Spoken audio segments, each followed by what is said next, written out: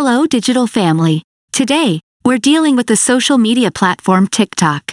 We'll show you how quickly and easily you can send the QR code of your TikTok profile. A QR code, short for Quick Response Code, is a type of two-dimensional barcode that can be read quickly by a mobile device. It consists of black squares arranged on a white background, and the pattern encodes information which can be numeric, alphanumeric, or symbolic. By scanning this code, your friends will find you on TikTok more easily. You need to have a created TikTok profile. If you don't know how to do that, or maybe you missed our video, we'll leave a link in the description on how to do it. Let's begin. Open TikTok. Click on the profile icon in the bottom right corner. Click on the three horizontal lines in the upper right corner.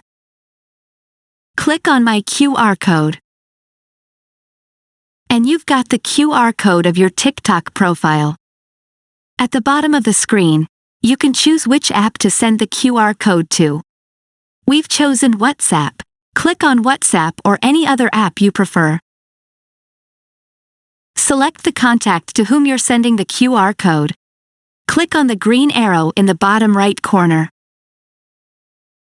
Click again on the arrow in the bottom right corner. And your QR code is sent.